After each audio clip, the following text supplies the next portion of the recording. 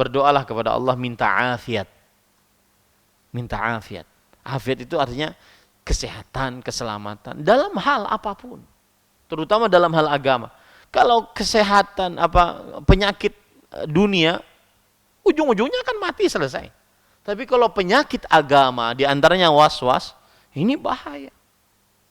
Bisa ngaku Tuhan, bisa sholatnya merasa selalu tidak sah.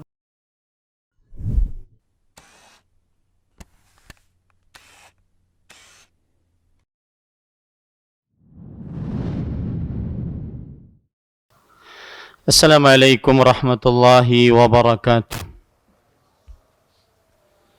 Bismillahirrahmanirrahim. Innal hamdalillah nahmaduhu wa nasta'inuhu wa nastaghfiruh wa na'udzu billahi min shururi anfusina wa sayyiati a'malina. Man yahdihillahu fala mudilla lahu wa man yudlil fala hadiya lahu. أشهد أن لا إله إلا الله وحده لا شريك له وأشهد أن محمدا عبده ورسوله يا أيها الذين آمنوا اتقوا الله حق تقاته ولا تموتن إلا وأنتم مسلمون يا أيها الناس اتقوا ربكم الذي خلقكم من نفس واحدة وخلق منها زوجها وبث منهما رجالا كثيرا ونساء واتقوا الله الذي تساءلون به والأرحام إن الله كان عليكم رقيبا يا أيها الذين آمنوا اتقوا الله وقولوا قولا سديدا يصلح لكم أعمالكم ويغفر لكم ذنوبكم ومن يطع الله ورسوله فقد فاز فوزا عظيما أما بعد فإن أصدق الحديث كتاب الله وأحسن الهدي هدي محمد صلى الله عليه وعلى آله وسلم شر الأمور محدثاتها وكل محدثة بدعة وكل بدعة ضلالة وكل ضلالة في النار. Alhamdulillah, kita bersyukur pada Allah Subhanahu wa taala pada hari ini, hari Senin malam Selasa 9 Jumadil Ula 1443 Hijriah. Kita dimudahkan oleh Allah Subhanahu wa taala untuk kembali membaca kitab Umdatul Ahkam fima ittafaqa alaihi Syaikhan Al-Bukhari wa Muslim, yang ditulis oleh Al-Hafidh Abu Hafs Taqiyuddin Abdul Ghani Al-Maqdisi rahimahullahu ta'ala. Salawat dan salam semoga selalu Allah berikan kepada Nabi kita Muhammad sallallahu alaihi wa ala alihi wasallam, pada keluarga beliau, para sahabat, serta orang-orang yang mengikuti beliau sampai hari kiamat kelak. Dengan nama-nama Allah yang husna dan sifat-sifatnya yang ulia, kita berdoa, Allahumma inna nas'aluka ilman nafi'an wa rizqan tayyiban wa amalan mutaqabbala. Wahai Allah, sesungguhnya kami mohon kepada Engkau ilmu yang bermanfaat, rezeki yang baik, dan amal yang diterima. Allahumma amin. Pada pertemuan kali ini kita membaca bab yang baru, yaitu penulis rahimahullahu ta'ala berkata,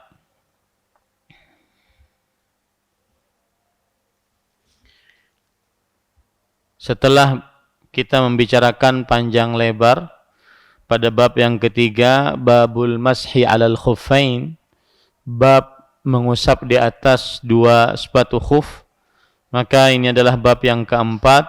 Qala al-musannif rahimahullah, babun fil madhi wa ghairihi, bab tentang madhi dan selainnya.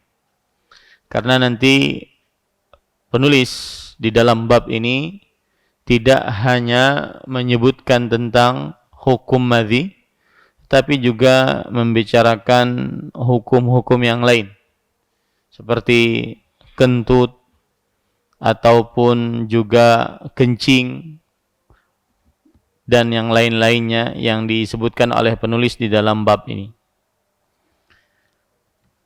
Para ikhwah yang dirahmati oleh Allah Subhanahu wa taala, poin pertama sebelum kita baca hadis yaitu tentang pengertian dari kata al-madhi. Madhi, mim, zal, ya. Madhi. Para ulama mengatakan pengertiannya dalam bahasa Arab adalah ma'un abyadu lazijun yakhruju 'indal mula'abah au tadhakkurul jima' au iradatuhu wa qad la yuhissu bi khurujihi.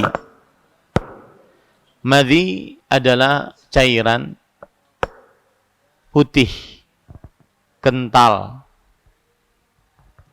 keluar saat bercumbu atau saat teringat jimak, hubungan laki-laki dengan perempuan, atau berkeinginan untuk berjimak.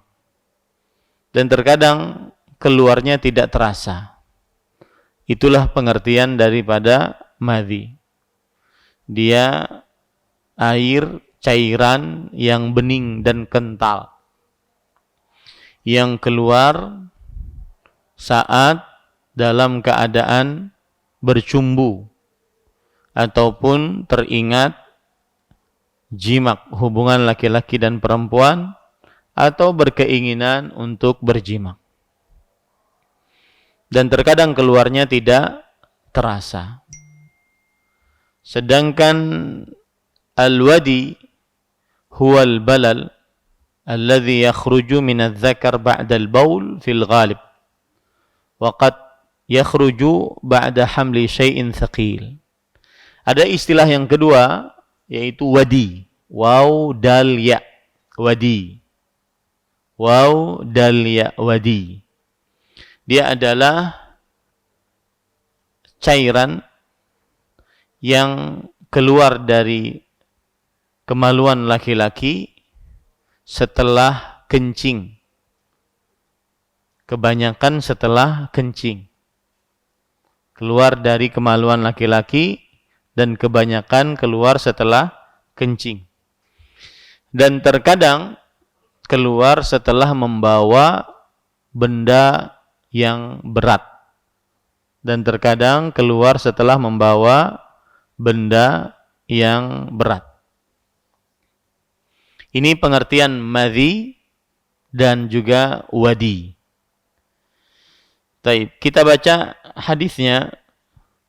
Qala al-musannif rahimahullah an Ali bin Abi Talib radhiyallahu anhu qala kuntu rajulan madza'an fastahyaitu an as'ala Rasulullah sallallahu alaihi wa ala alihi wasallam lima kanat ibnatihi minni fa amartu al-Miqdad ibn al-Aswad fasa'alahu faqala yaghsilu dzakarahu wa yatawaddau walil Bukhari ighsil dzakaraka wa tawadda wali Muslimin tawadda wandah farjaka. Para ikhwan yang dirahmati oleh Allah Subhanahu wa taala, hadis ini kita ambil pelajaran yang pertama yaitu biografi yang meriwayatkan hadis ini, yaitu beliau adalah Ali bin Abi Talib radhiyallahu anhu. Dan Ali bin Abi Talib, nama lengkap beliau Ali bin Abi Talib bin Abdul Muttalib Al-Qurashi Al-Hashimi, anak paman Rasulullah sallallahu alaihi wasallam, berarti sepupu dengan Rasul sallallahu alaihi wasallam. Karena Abu Talib adalah saudaranya Abdullah, bapaknya Nabi Muhammad sallallahu alaihi wasallam, dan kedua-duanya adalah anak dari Abdul Muttalib, dan beliau Al-Qurashi Al-Hashimi, Amirul Mukminin.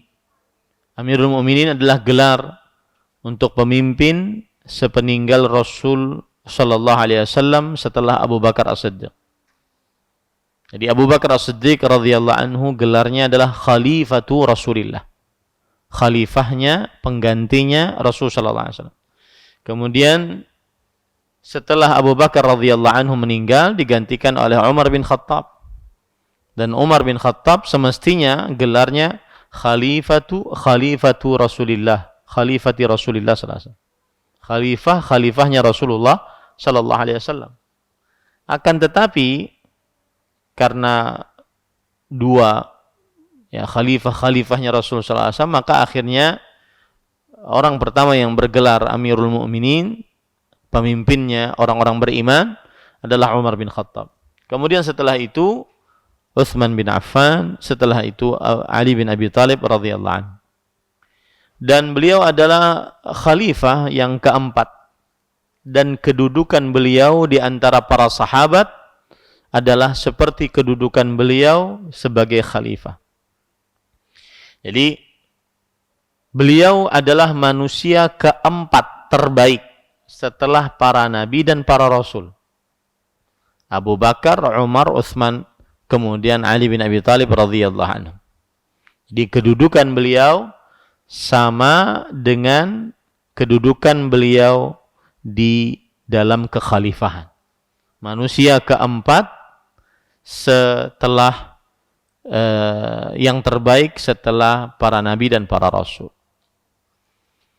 Kemudian beliau adalah orang yang pertama beriman dari sibyan, dari anak kecil. Orang yang pertama beriman dari anak kecil. Yang pertama beriman dari perempuan Khadijah radhiyallahu anha, Khadijah bintu Khuwailid. Kemudian yang pertama beriman dari laki-laki dewasa adalah Abu Bakar As-Siddiq radhiyallahu anhu. Dan yang pertama beriman dari anak kecil adalah Ali bin Abi Thalib radhiyallahu anhu. Dan kemudian Nabi Muhammad sallallahu alaihi wasallam menikahkan Ali bin Abi Thalib radhiyallahu anhu dengan anak beliau, anak perempuan beliau Fatimah binti Muhammad Az-Zahra radhiyallahu anha wa ardhaha. Kemudian beliau diperintahkan oleh Rasul sallallahu alaihi wasallam untuk menjaga kota Madinah, menjaga keluarga Rasul sallallahu alaihi wasallam saat peperangan Tabuk, yaitu peperangan yang pada tahun ke-7 Hijriah. Jadi Ali bin Abi Thalib radhiyallahu anhu, beliau tidak mengikuti perang Tabuk, diperintahkan oleh Rasul sallallahu alaihi wasallam untuk menjaga keluarga Rasul sallallahu alaihi wasallam. Dan di dalam hadis Rasul sallallahu alaihi wasallam bersabda, "Ama tardha an takuna minni bimanzilati Harun min Musa alaihi wassalam, illa annahu la nabiyya ba'di." Apakah engkau tidak rela? Karena sebagai orang yang masih muda, Ali bin Abi Thalib radhiyallahu anhu bersemangat untuk ikut perang. Maka ketika tidak diikutkan perang, beliau merasa ada sesuatu yang kurang. Maka Rasul sallallahu alaihi wasallam menghibur Ali bin Abi Thalib radhiyallahu anhu. Apakah engkau tidak rela engkau menjadi engkau dariku seperti kedudukan Harun dari Musa. Engkau wahai Ali bin Abi Thalib dariku seperti kedudukan Harun dari Nabi Musa alaihissalam. Nabi Musa alaihissalam ketika diperintahkan oleh Allah Subhanahu wa taala untuk berjalan selama 40 hari dan yang menggantikan beliau adalah Harun alaihissalam. Maka begitu yang dilakukan oleh Nabi Muhammad sallallahu alaihi wasallam kepada Ali bin Abi Thalib. Tetapi bedanya Nabi Musa yang menggantikannya adalah Harun alaihi salam, seorang nabi. Sedangkan Ali bin Abi Thalib radhiyallahu anhu manusia yang bukan nabi. Makanya beliau setelah itu mengatakan, kecuali tidak ada nabi sepeninggalku. Kemudian para ikhwah yang dirahmati oleh Allah Subhanahu wa taala. Karena Ali bin Abi Thalib beliau berkata, "Ya Rasulullah, khalaftani ma'an nisa wa sibyan." Wahai Rasulullah, engkau tinggalkan aku bersama lelaki dan bersama anak-anak kecil dan para perempuan. Jadi subhanallah ya, para sahabat terdahulu mereka itu sangat terkenal dengan kegigihan mereka untuk berjihad di jalan Allah. Bahkan mereka merasa kurang pas kalau seandainya ditinggal bersama anak-anak kecil dan para perempuan. Ini bukan laki begitu. Kalau ditinggal dengan perempuan dan laki-laki, dengan anak-anak kecil. Taib. Kemudian para ikhwan yang dirahmati oleh Allah, termasuk dari manaqib Ali bin Abi Thalib radhiyallahu anhu. Jadi sebenarnya pembacaan manaqib itu begini dijelaskan. Bukan membaca bahasa Arabnya kemudian keterpang enggak faham apa yang dipakai, yang dibaca. Semestinya diterjemahkan, diterangkan siapa itu yang ingin dibaca manaqibnya. Termasuk manaqib Ali bin Abi Thalib radhiyallahu anhu adalah beliau dijamin oleh Rasul sallallahu alaihi wasallam sebagai penghuni surga. Beliau termasuk al-'asharah al-mubasysyaruna bil jannah. 10 orang yang dijamin masuk surga oleh Rasulullah sallallahu alaihi wasallam. Dan beliau termasuk dari orang yang terkenal dengan peperangan, keberanian, ilmu, dan kecerdasan. Ini menjadikan pelajaran bagi kita yang punya anak perempuan, ulun punya anak perempuan 2. Maka carilah mantu-mantu yang cerdas. Jangan yang ngangah. Ya. Bukan hanya sekedar kaya, ganteng, bukan. Tapi yang cerdas, terutama yang cerdas ilmu agama. Yang cerdas ilmu agama. Ini tantangan tersendiri bagi orang tua yang mempunyai anak perempuan. Tantangan tersendiri.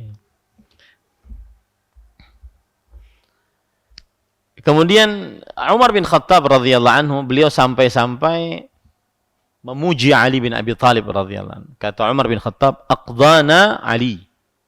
Orang yang paling berhak untuk memutuskan sebuah keputusan di antara kita yang paling adil adalah Ali bin Abi Thalib radhiyallahu anhu. Dan ini bantahan kepada kaum Syiah Rafidhah yang membenci Umar bin Khattab radhiyallahu anhu. Sampai melaknat, mendoakan laknat terhadap Umar bin Khattab. Padahal mereka adalah orang-orang yang saling kasih mengasihi. Kemudian Ali bin Abi Thalib menjadi khalifah setelah Utsman bin Affan di akhir bulan Dzulhijjah pada tahun 35 Hijriah. Sampai akhirnya beliau terbunuh, mati syahid pada malam ke-11 dari bulan Ramadan tahun 40 Hijriah. Berarti cuma 5 tahun beliau menjadi Amirul Mukminin. Kemudian beliau dikuburkan di Istana Al-Imarah di kota Kufah.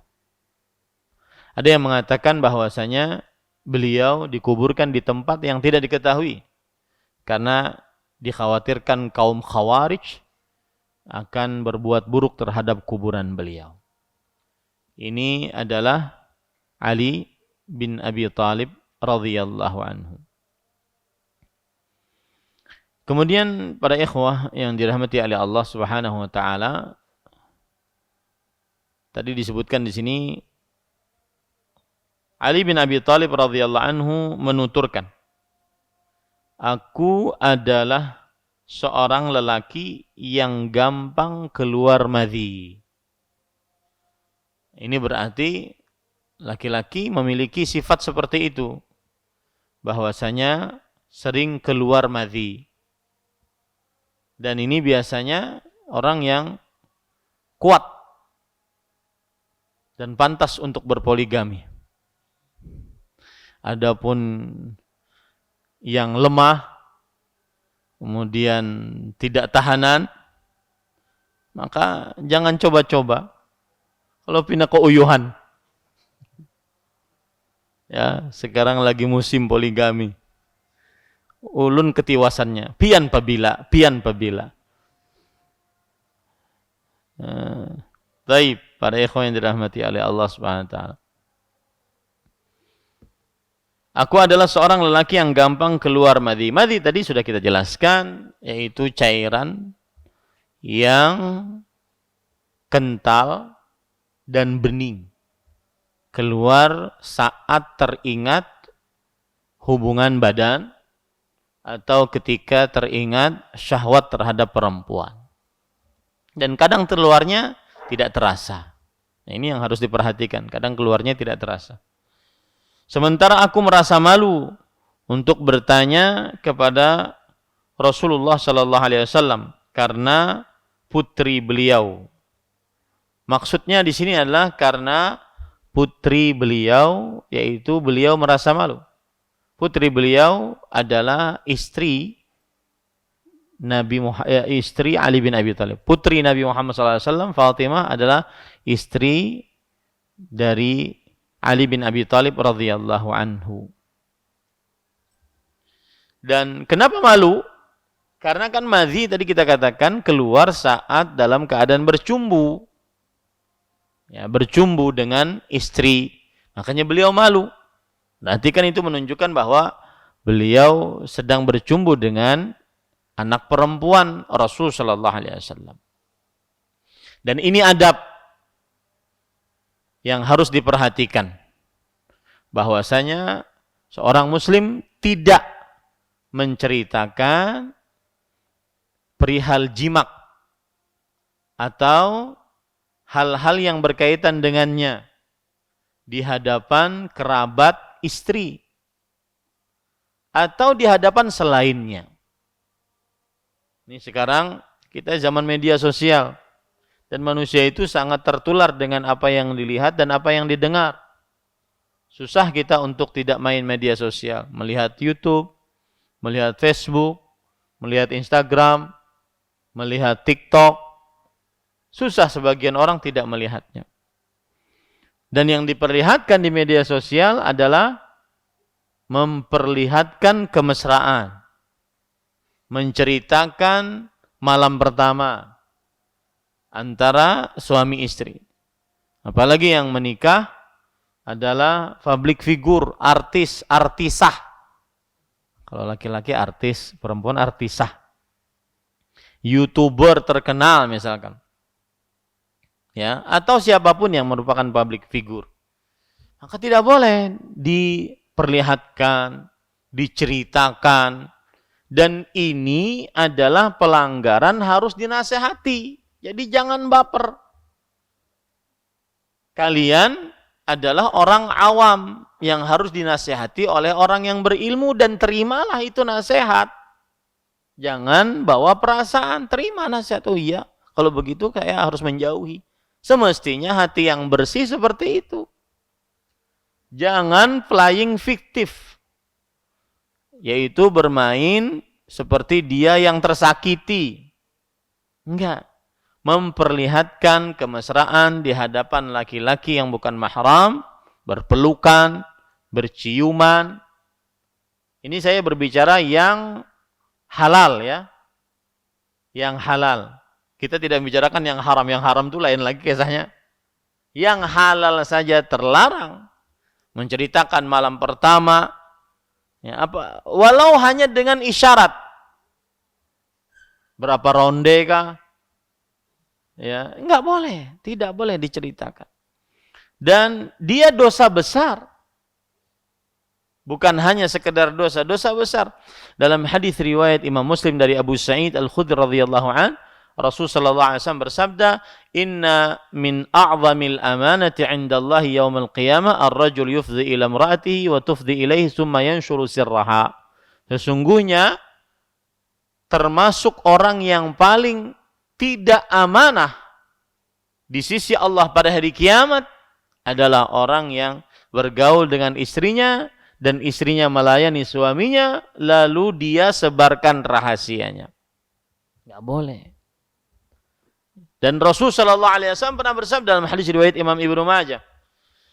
Kata beliau, mungkin laki-laki dari kalian menceritakan apa yang dia lakukan dengan istrinya terhadap orang lain.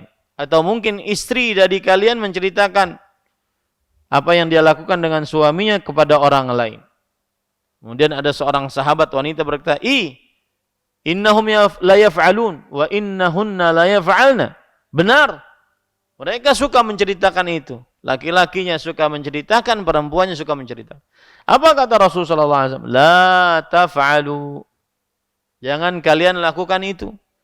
Fa innahu kamathali syaitanin laqiya syaitanatan fi tariqin faghasyiyaha wan nasu yanzurun. Dia bagaikan setan laki-laki. Lihat bahasa Rasulullah SAW. Perumpamaannya seperti perumpamaan setan laki-laki bertemu dengan setan perempuan di tengah jalan, lalu mereka bergaul, orang-orang pada nonton. Lihat, perumpamaan yang sangat buruk kan? Maka dinasihati harus diterima. Karena kenapa? Karena kan belum tahu hukumnya, mungkin belum tahu, maka harus menerima. Paham ya ini para ikhwah? Nah ini. Kemudian para ikhwah yang dirahmati oleh Allah Subhanahu wa taala, lanjutannya. Dan kalau berbicara tentang istri Ali bin Abi Thalib radhiyallahu anhu, yaitu Fatimah binti Nabi Muhammad sallallahu alaihi wasallam, beliau dilahirkan di dalam agama Islam. Maksudnya Nabi Muhammad SAW sudah diutus menjadi Nabi dan Rasul. Kemudian Khadijah binti Khuwailid radhiyallahu anha sebagai ibu beliau sudah masuk dalam agama Islam. Dan dilahirkan, ada yang mengatakan beliau bahkan dilahirkan sebelum diutusnya Nabi Muhammad sallallahu alaihi wasallam. Jadi ada dua pendapat. Dan dinikahi oleh Ali bin Abi Thalib radhiyallahu anhu pada tahun kedua setelah peperangan Badar. Dan dari Ali bin Abi Thalib radhiyallahu anhu, Fatimah binti Muhammad sallallahu alaihi wasallam radhiyallahu anha melahirkan 3 anak laki-laki dan 3 anak perempuan. Nabi Muhammad sallallahu alaihi wasallam bersabda dalam hadis riwayat Imam Bukhari dan Imam Muslim, Fatimatu bid'atun minni faman aghdabaha aghdabani. Fatimah adalah bagian dariku. Siapa yang memurkakannya, menjadikan beliau marah, maka berarti dia telah memurkakanku. Dan Fatimah radhiyallahu anha termasuk tanda kenabian Nabi Muhammad SAW. Kebenaran kenabian Nabi Muhammad SAW. Karena beliau mengatakan kepada Fatimah, Ana laki khairun salaf. Yang artinya, aku adalah pendahulumu yang terbaik. Ini menunjukkan bahwasanya Fatimah radhiyallahu anha akan meninggal setelah meninggalnya Rasulullah sallallahu alaihi wasallam. Dan terbukti 6 bulan setelah Rasul sallallahu alaihi wasallam wafat, maka Fatimah radhiyallahu anha pun wafat. Kemudian Nabi Muhammad sallallahu alaihi wasallam juga menceritakan tentang manaqib Fatimah sebagaimana disebutkan dalam hadis yang diriwayatkan dari Aisyah radhiyallahu anha, "Ama tardain an takuni sayyidata nisa'i ahlil jannah?"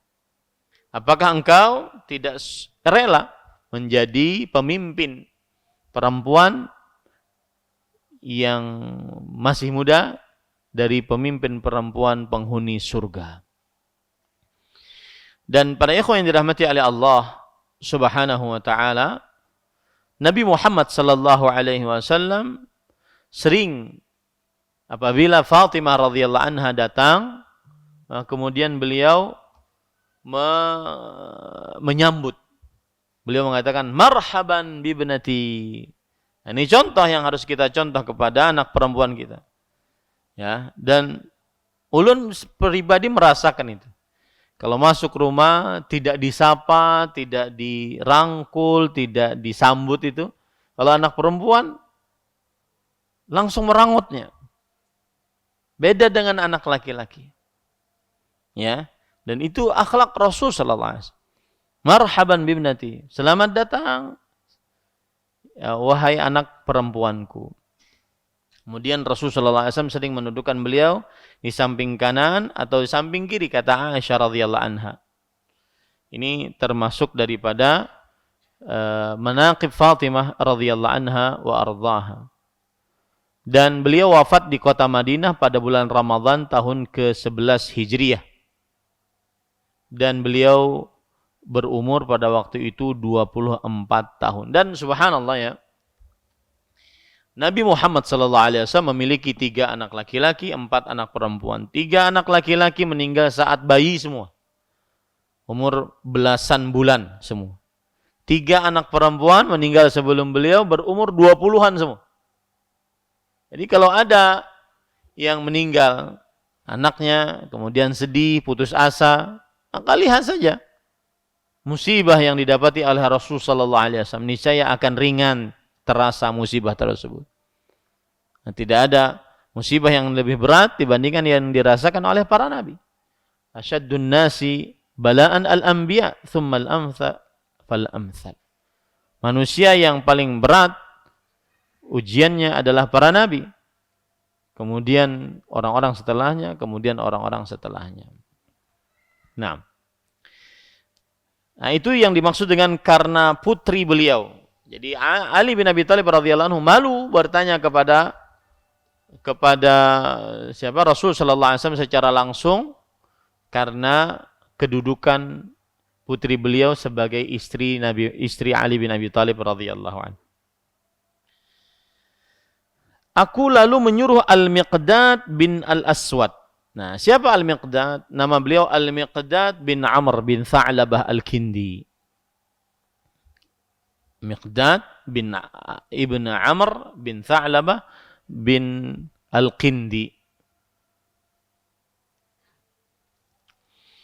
Kemudian para ikhwan yang dirahmati oleh Allah Subhanahu wa taala, Al-Miqdad bin Amr beliau berhijrah 2 kali. Ini manaqibnya Miqdad. Hijrah yang pertama ke negeri Habasyah, hijrah yang kedua adalah ke kota Madinah. Kemudian menikah dengan seorang sahabat bernama Udhiba'ah binti Zubair. Udhiba'ah binti Zubair bin Abdul Muttalib. Berarti juga anak paman Nabi Muhammad sallallahu alaihi wasallam. Kemudian, makanya ini sebabnya kenapa Ali bin Abi Thalib radhiyallahu anhu memerintahkan Miqdad, karena masih ada keturunan, gitu. Masih ada hubungan pernikahan, begitulah istilahnya. Dan ini menjadikan pelajaran bagi kita. Saya tuh kadang heran ya dengan orang Arab itu. Saya kemarin ada dengar ceramah dari seorang syekh, lupa saya namanya.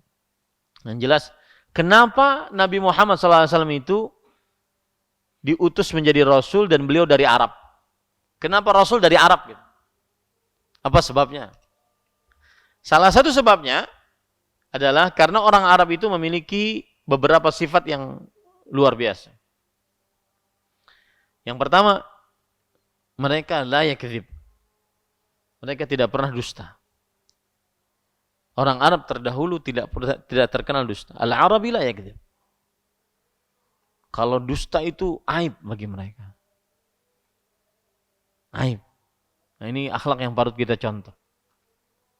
Ya, mereka siddiq, jujur, tidak pernah berdusta. Kemudian yang kedua, mereka adalah suka menyambung rahim. Dan jujur ini diperlukan saat menyampaikan dakwah. Tidak ada yang tersisa dari penyampaian dakwah karena dia jujur. Sedangkan menyambung rahim ini bermanfaat karena berhubungan dengan manusia. Maka dipilihlah Rasul dari orang Arab. Ya. Bukan dari selain Arab. Ini para ikhwan yang dirahmati oleh Allah Subhanahu wa ta'ala. Jadi ada hubungan karena Al-Miqdad bin Amr adalah suami dari sepupu Ali bin Abi Thalib radhiyallahu anhu. Jadi masih ada hubungan pernikahannya gitu. Makanya diperintahkan Al-Miqdad bin Amr untuk bertanya kepada Rasul sallallahu alaihi wasallam. Al-Miqdad bin Amr radhiyallahu anhu, beliau ikut perang Badar dan seterusnya. Saya sering mengulang-ulang masalah ini. Kenapa di dalam biografi sahabat Nabi sering disebutkan bahwa sahabat ini ikut perang Badar? Sahabat ini masuk Islam sebelum penaklukan kota Mekah. Sahabat ini masuk Islam setelah penaklukan kota Mekah. Salah satu sebabnya adalah beda antara yang ikut perang Badar dengan yang tidak ikut. Yang ikut perang Badar berarti orang-orang yang diampuni, dijamin surga oleh Rasulullah SAW, oleh Allah Subhanahu Wa Taala. Ya. Yang ikut Bayatul Ridwan, dijamin diampuni dosanya oleh Allah Subhanahu Wa Taala. Beda antara orang yang menafkahkan hartanya dan Allah sebelum penaklukan kota Mekah tahun ke-8 Hijriah dengan setelah penaklukan kota Mekah. Nah, itu dia. Maka sering disebutkan tentang bahwa sahabat fulan mengikuti perang Badar. Dan beliau juga mengikuti penaklukan kota Mesir. Jadi Mesir dulunya tidak beragama Islam penduduknya. Lalu ditaklukkan di zaman para sahabat Nabi radhiyallahu anhum. Baik, kita lanjutkan. Aku lalu menyuruh Al-Miqdad bin Amr bin Al-Aswad. Dan Al-Miqdad lantas bertanya kepada Rasul sallallahu alaihi wasallam. Imam Syekhul Islam Al-Faqih Al-Allamah Muhammad bin Shalih Al-Utsaimin rahimahullah menyebutkan mengapa yang disuruh oleh Ali bin Abi Thalib adalah Al-Miqdad bin Amr Al-Aswad. Karena Nabi Muhammad SAW pernah berbicara langsung kepada Al-Miqdad bin Amr Al-Aswad tentang madhi. Makanya diperintahkanlah oleh Ali bin Abi Thalib radhiyallahu anhu bertanya kepada Rasulullah sallallahu alaihi wa alihi wasallam. Taib. Lantas bertanya kepada Rasul sallallahu alaihi wasallam, beliau pun menjawab, hendaknya dia membasuh kemaluannya dan berwudu. Membasuh kemaluannya. Membasuh kemaluannya di sini ada dua pendapat. Kemaluannya secara menyeluruh atau yang terkena dari madhinya saja. Maka wallahu alam, Imam An-Nawawi rahimahullah di dalam kitab Al-Majmu' menyatakan bahwa yajibu fil istinja minal madhi ghuslu makhrajihi wal mawadhi'i allati asabaha. Wajib membasuh dari madhi, yaitu membasuh tempat keluar madhi dan tempat-tempat yang terkena madhi.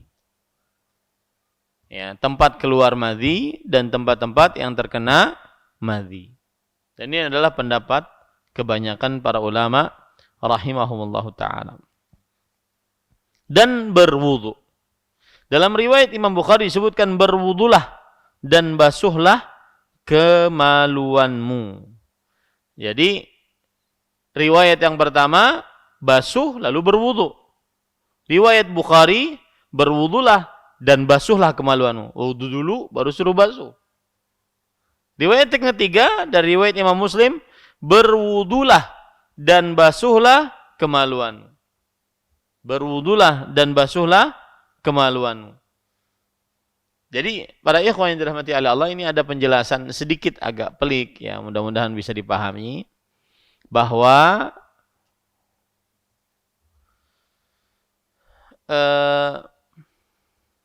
disebutkan dalam lafaz Bukhari, tawadda waghsil dzakarak.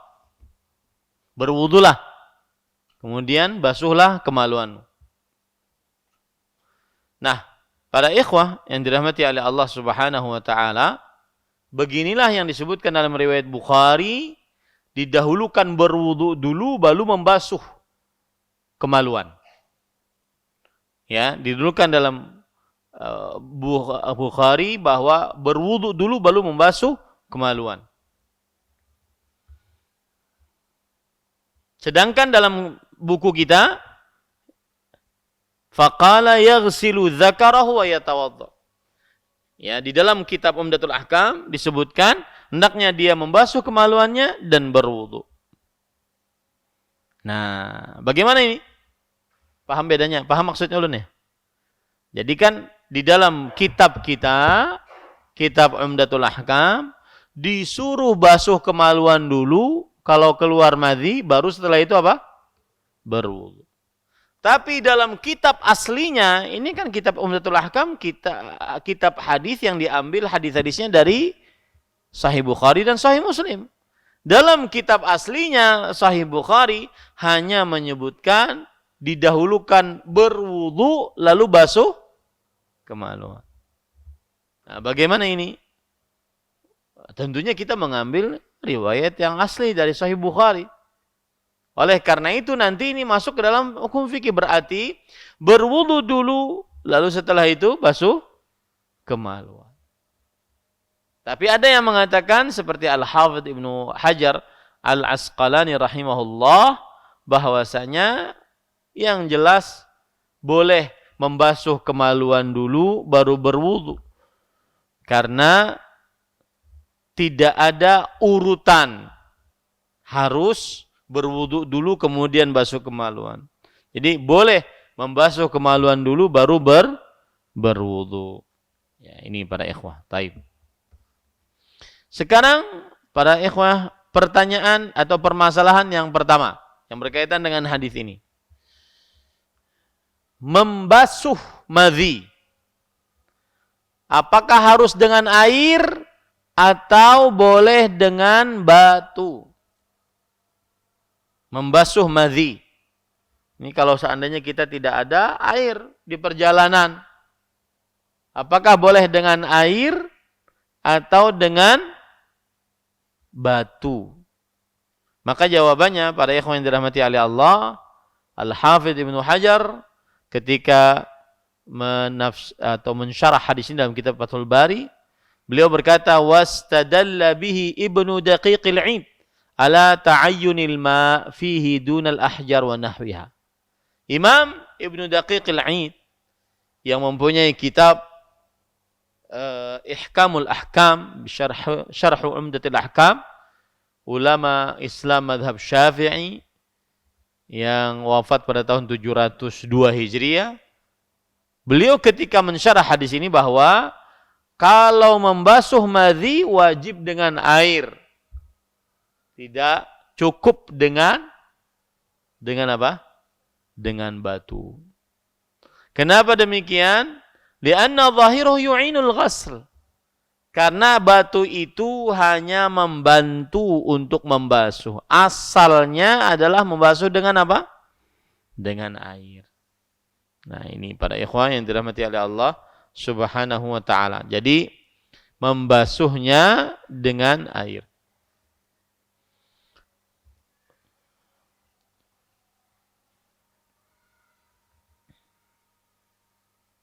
Nah, kemudian permasalahan selanjutnya yang kedua yaitu apa hukum madhi dan wadi? Maka jumhur ulama bahkan disebutkan kesepakatan ijma' bahwasanya madhi dan wadi adalah najis. Jumhur ulama bahkan disebutkan kesepakatan oleh Imam Nawawi. Beliau berkata, ajma'atil ummah ala najasatil madhi wal wadi. Thumma madhabuna wa madhabul jumhur annahu yajibul ghuslul madhi wa la yakfi nudhuhu. Kata Imam Nawawi rahimahullah dalam kitab Al-Majmu' Syarhul Muhadzab bahwa umat Islam berijma', bersepakat akan najisnya madhi. Najisnya madhi. Dan najisnya wadi.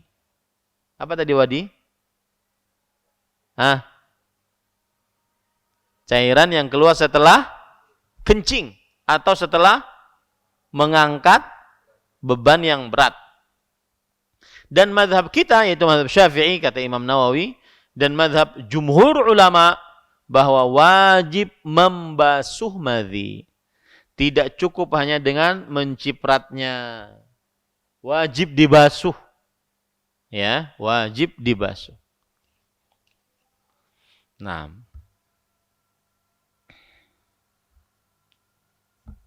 Dalilnya apa? Hadis ini kan Rasulullah SAW bersabda, "Yaghsilu dzakarahu wa yatawadda." Membasuh zakarnya.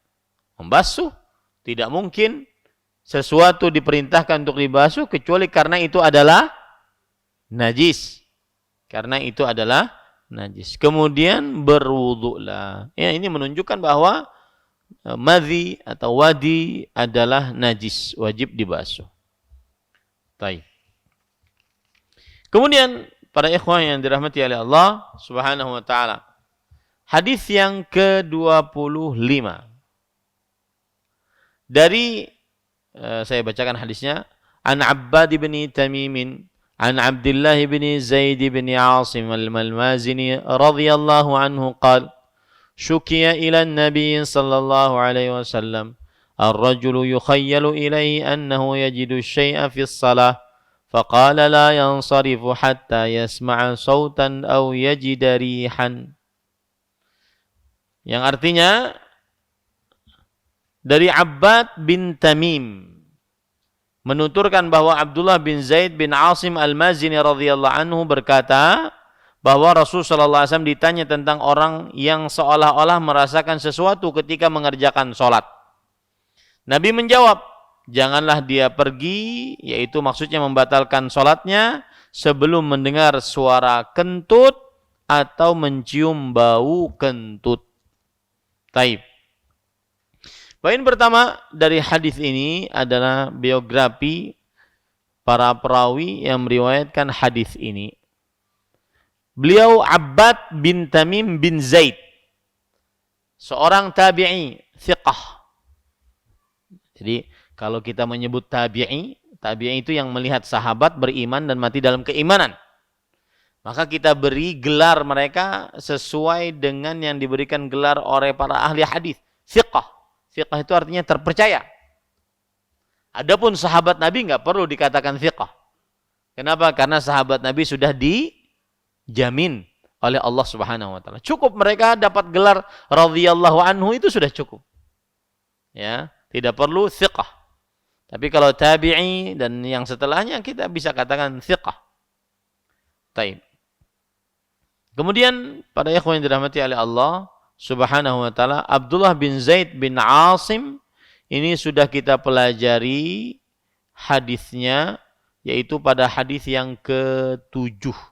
Ya. Saya bacakan hadis yang ke-7 biografi beliau sehingga sebagai pengulangan atas apa yang sudah kita pelajari.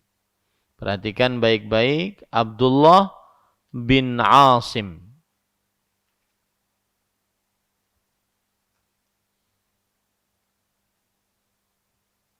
Siapa tadi?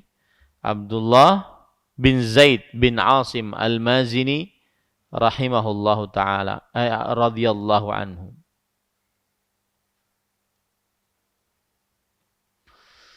Beliau ini sahabat Rasul sallallahu alaihi wasallam yang mengikuti perang Uhud. Nah, jadi perang Badar tidak ikut. Dan beliau juga mengikuti peperangan setelahnya. Dan adapun perang Badar, maka terjadi ikhtilaf di antara para ulama apakah beliau ikut atau tidak. Kemudian beliau ikut pada peperangan Musailamah, yaitu sang nabi palsu, Musailamah al-Kadzab. Kemudian beliau terbunuh di hari Hurrah, yaitu terjadi peperangan antara Ali bin Abi Thalib radhiyallahu anhu dengan kaum Khawarij pada tahun 35 Hijriyah. Ini adalah siapa? Abdullah bin Zaid bin Asim Al-Mazini radhiyallahu anhu. Taib. Menuturkan bahwa Rasulullah SAW ditanya tentang orang-orang yang seolah-olah merasakan sesuatu ketika mengerjakan sholat. Para ikhwan yang dirahmati oleh Allah Subhanahu wa taala, maksudnya adalah perutnya sakit di sini. Maksudnya adalah perutnya sakit, terasa ada sesuatu yang ingin keluar saat mau melakukan sholat. Itu keluar hadas, keluar kentut, itu maksudnya. Maka Rasulullah SAW mengatakan janganlah dia pergi. Yaitu janganlah dia batalkan sholatnya. Sampai dia mendengar suara. Suara di sini maksudnya adalah suara keluarnya kentut. Ya. Kemudian atau mencium bau. Mencium bau di sini maksudnya adalah yaitu mencium bau kentut. Nah, apakah harus dua-duanya? Tak cium dan tak dengar.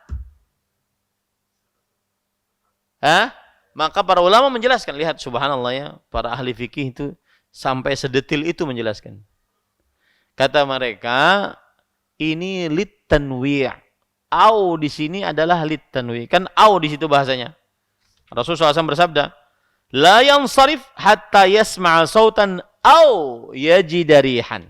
Yang artinya, jangan dia pergi membatalkan sholatnya sebelum mendengar kentut atau di sini tanwi', macam. Maksudnya apa?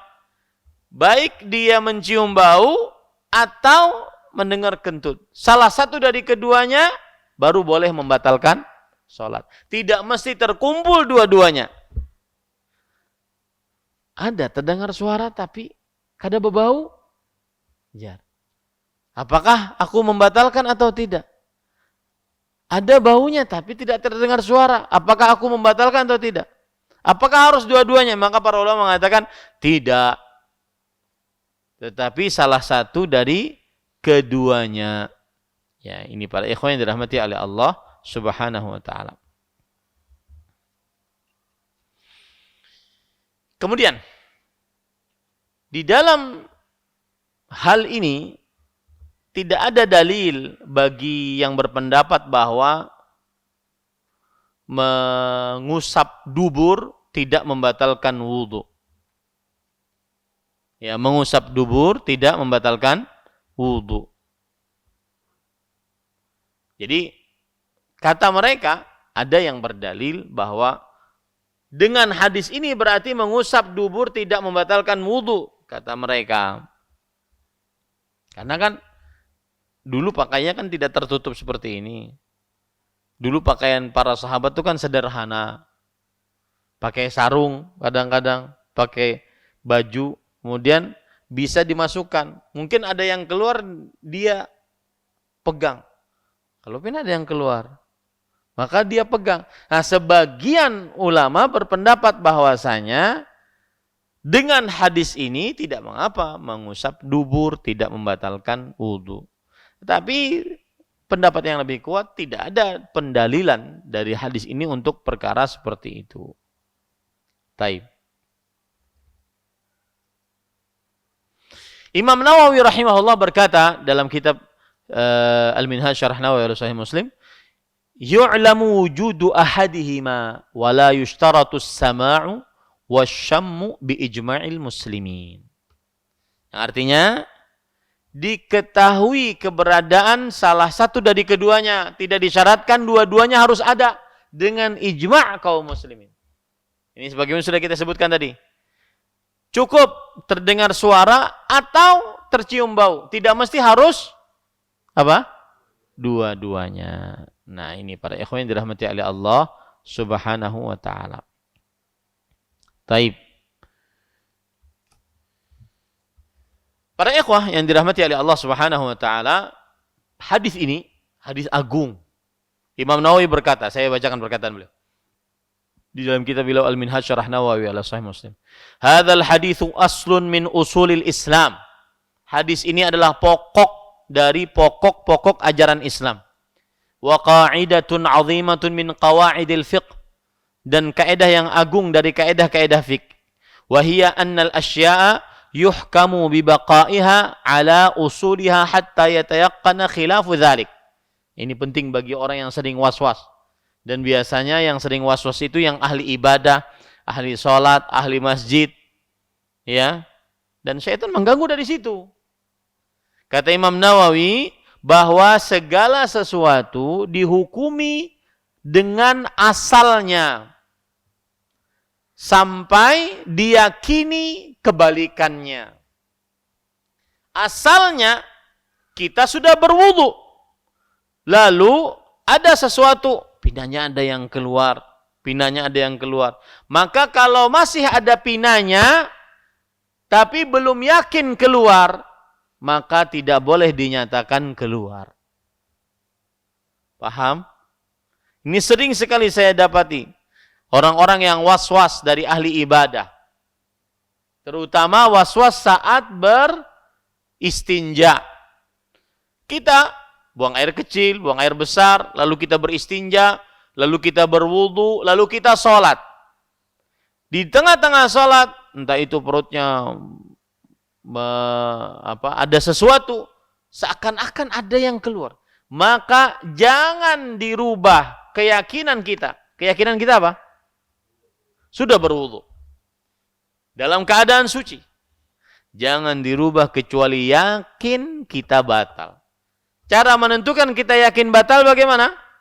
Salah satu dari dua cara. Yang pertama, mendengar suara atau mencium bau. Nah, ini para ikhwah. Ini mudah, sebenarnya Islam itu sangat mudah. Ulun jujur, dulu punya penyakit was-was. Habis itu dinasihati oleh Syekh, la taltafit. Jangan engkau hiraukan. Sudah, jangan dihiraukan. Jadi habis bekami, kadang terasa itu. Ya. Kayaknya masuk lagi kamar mandi. Keluar, baru selangkah masuk lagi. Keluar habisnya jimus. Mau sholat jamaahnya habis sudah. Itu yang syaitan inginkan dari seorang ahli ibadah. Itu yang sangat. Habis salam sudah tidak ada lagi perasaan itu. Benar-benar dari syaitan. Licik, la'natullah alaih. Ya, terlaknat syaitan. Ini para ikhwan yang dirahmati oleh Allah, hati-hati. Pokoknya al-yaqin la yazulu bisyak. Keyakinan tidak hilang dengan keraguan-raguan. Ada santri ulun. Itu sampai 20 kali keluar masuk kamar mandi, dan itu penyakit. Bukan berarti yang di pesantren kemudian dia lepas dari penyakit, enggak. Ya. 20 kali, coba bayangkan. Itu kalau seandainya tidak dilarang masih keluar masuk saja. Ya, hati-hati, itu penyakit. Dan manusia diuji oleh Allah dengan berbagai macam, Masya Allah. Makanya saya sering mengatakan, berdoalah kepada Allah minta afiat. Minta afiat. Afiat itu artinya kesehatan, keselamatan dalam hal apapun. Terutama dalam hal agama. Kalau kesehatan penyakit dunia, ujung-ujungnya kan mati selesai. Tapi kalau penyakit agama, di antaranya was-was, ini bahaya. Bisa ngaku Tuhan, bisa sholatnya merasa selalu tidak sah. Dulu saya menjadi petugas musim haji bersama Syekh Al-Allama Profesor Dr. Ibrahim bin Amir Ar-Ruhaili, hafizahullah, syekhuna. Saya baca kitab Tauhid bersama beliau. Saya baca mauqif Ahlus Sunnah min Ahlil Ahwa wal Bidah bersama beliau. Beliau 3 bulan kita bersama, dan subhanallah. Ya beda ya, orang yang benar-benar alim dengan yang pura-pura alim beda. Ilmunya itu terpancar dari kelakuannya, dari ibadahnya. Saya melihat setiap jam 9, pasti sholat duha. Jadi orang berilmu itu terkenal dengan ibadahnya. Bukan hanya dengan referensi apa yang dia hafal. terkenal dengan ibadahnya. Nah, ada orang datang dari Maroko waktu itu. Kita sama-sama jaga. Saya untuk orang Indonesia, beliau untuk orang Arab. Sama-sama jaga di tempat yang sama. Otomatis setiap hari kan bertemu gitu. Hanya waktu terakhir bertemu sebelum pandemi, ada kita ketemu di Solo karena ada daurah. Beliau mengatakan, min ni'matid daurah iltiqaul ahibbah. Saya ingat sekali itu. Termasuk daripada nikmat adanya daurah syar'iyah, itu bertemu dengan kawan-kawan seperjuangan karena Allah Subhanahu wa taala. Karena ada saya, ada yang ustadz-ustadz yang lain, murid-murid beliau, Ustadz Abdullah Zain dan sebagainya. Ketika bertemu itu beliau menyebutkan itu. Min ni'matid daurah yaltiqaul habbah. Yang jelas ada orang Maroko bertanya, "Syekh, ini anak saya," beliau bawa anaknya. "Ini punya was-was luar biasa." Bagaimana was-wasnya kata Syekh? Kita kalau dia sholat kita suruh nunggu di samping. Kalau seandainya setelah selesai salam, anak saya akan nanya kepada saya tadi sudah sholat atau tidak? Ya, subhanallah. Itu ujian yang tidak diuji, bersyukurlah kepada Allah Subhanahu wa taala. Itu ujian tuh. Ya, ujian. Dan berdoa agar tidak diuji dengan begitu. La taj'al musibatana fi dinina. Ya Allah, jangan jadikan musibah kami dalam urusan agama kami. Berat kalau diuji ujian musibah agama. Ujian dunia paling ujung-ujungnya miskin. Ya, ujung-ujungnya mati, ya, ujung-ujung dunia. Ujung agama susah, was-was, syubhat, ujung-ujungnya kesyirikan, kekufuran, kemunafikan. Nah, ini para ikhwan yang dirahmati oleh Allah Subhanahu wa taala. Taib, alhamdulillah 2 hadis kita pelajari pada kesempatan kali ini. Naktafi bihadzal qadar. Ini yang bisa saya sampaikan. Naktafi bihadzal qadar. Sallallahu nabiyana Muhammad walhamdulillahirabbil alamin. Subhanakallah bihamdika asyhadu an la ilaha illa anta astaghfiruka wa atubu ilaik. Wassalamualaikum warahmatullahi wabarakatuh.